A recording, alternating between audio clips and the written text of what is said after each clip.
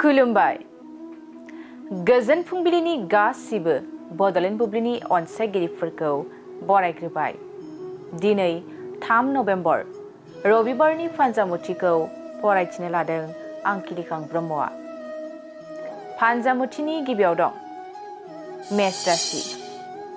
माबा मोनसे बादायलायनायफ्राव बाहागो लायोब्ला जेननांनो हागौ, गोसोआ बायग्लिगोन।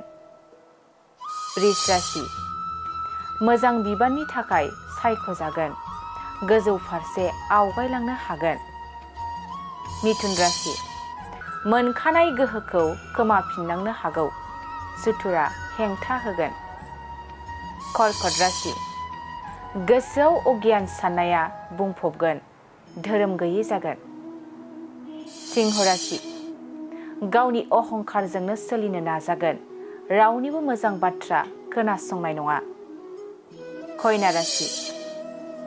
बिदानि जौगासारनायावनो फंबाया सुखु जागोन, न'खराव बयनिबो रंजानाय फैगोन। तुला राशि। नोंथाङा बेफार फालांगि मावोब्ला खहा जागोन, रांखावरि बिथिङाव लोरबां जागोन। वृश्चिक राशि।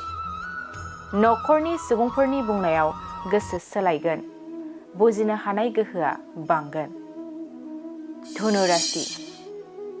गोसोआ जोबोद अहंखार जानो हागौ, गावनि अहंखारावनो साजा मोनगोन। मकर राशि। न'खराव फिसा मोननायनि आसा दं, रंजा खुसिनि सान जागोन। कुम्भ राशि।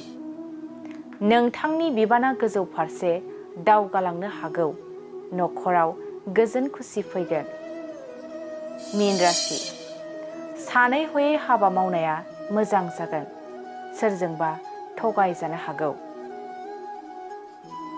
दिनै सानसेनि राशि फरायथिनायाबो एसेनोसै। आसा खालामो नोंथांनि दिनैनि साना मोजाङै मोजां थांगोन, बेखौ बड'लेण्ड बुब्लि न'खरनिफ्राय मिजिंथिबाय। गोजोन्थों।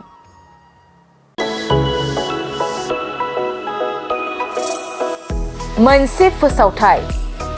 क'क्राझारनि सिबि जुवेलार्सआ नोंथांमोननि थाखाय लाबोदों बाम्पार अफार।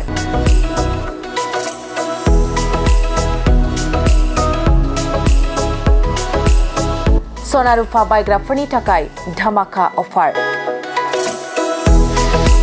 सनाजों गावखौ समायफ्लेहोनो गोसो गोनां बिथांमोननि थाखाय मोनसे गोजोनथाव खौरां।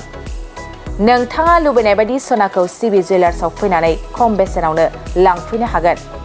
बे अफारखौ अक्ट'बर दाननि 31 अक्ट'सिम होनाय जादों। नोंथाङा बे सिबि जुवेलार्सआव गोबां रोखोमनि सना आरो डायमन्डफोर मोननो हागोन, जेरै diamond jewellery, Rajkot jewellery, Bombay कास्टिं जुवेलारि, कलकाता जुवेलारि, मेसिन मेड जुवेलारि आरो ट्रेडिशनेल जुवेलारि नोंथाङा बे सिबि जुवेलार्सआव मोननो हागोन। डायमन्ड जुवेलारिनि थाखाय 15% अफार होनाय जादों। लोगोसे सना बायग्राफोरनि थाखाय 1 ग्रामाव 500 रां खम बेसेनाव मोननो हागोन। लोगोसे गोजाम सनाखौ सोलायनायनि थाखायबो स्पेसियेल रेट बानायनाय जादों। नोंथांमोना क'क्राझार सिबि जुवेलार्सनिफ्राय आबुङै मिथिनोब्ला 9954273079 जानबुं नाम्बाराव कल खालामनो हागोन।